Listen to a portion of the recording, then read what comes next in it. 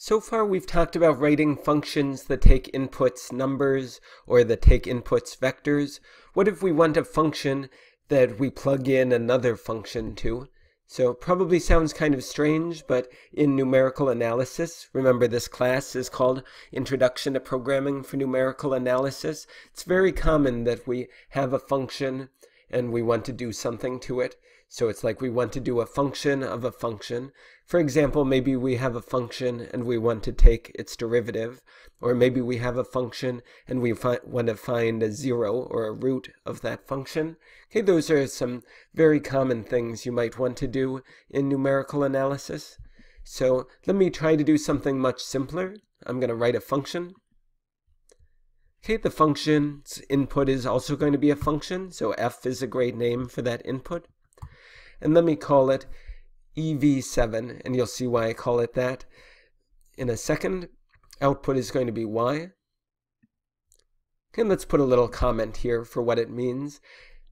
EV7 takes as input a function f, and as output returns f of 7. So it's kind of silly to write a function for this. I could have just written f parentheses 7, but this is complicated enough that we'll see what a function handle is, which is the main topic of this video.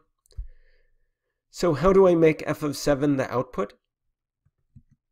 Very easy. I said the output was going to be called y, so I define a variable y here to be f of 7, and that's all I have to do.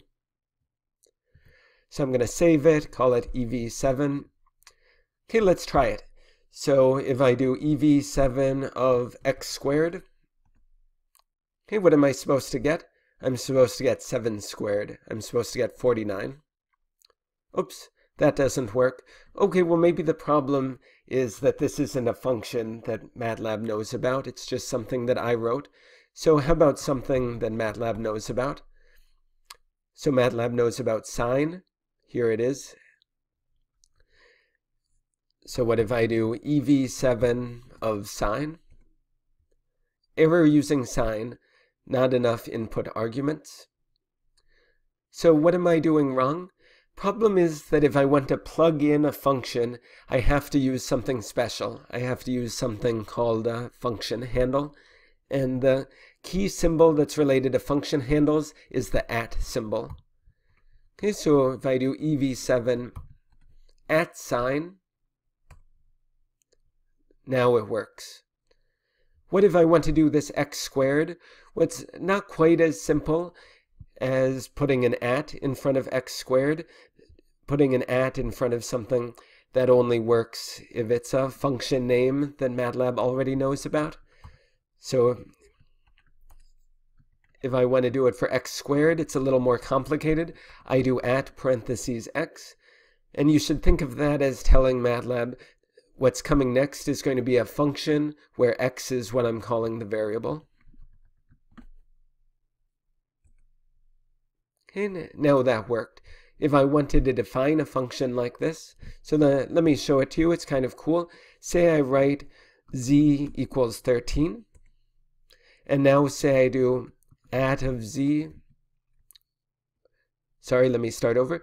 Say I want to do g equals @ of z squared.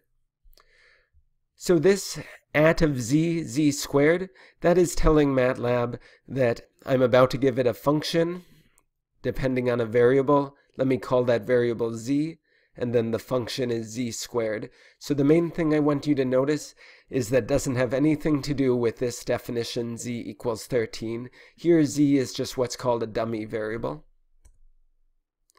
So g, what is g? We've seen logical values before, we've seen vector values before. Here it's a function handle, and here's the function. Okay, and so if I do g of 5, how about? Okay, then I get 5 squared. These things also work with our own functions. For example, let me write a new function, and let me call it 2 variables. And let me call them x and y, output z. So this is some multivariable function. So z, how about it equals x squared minus y squared plus 4. Okay, I'm going to save it. Now, two variables, that's a function that I wrote, but I can get the function handle for it just like before by putting an @ symbol in front of it. Okay, so there's a function handle. Okay, it's been stored in the variable a and s because I didn't tell it anything else to store it in. So if I do a and s 3, 5.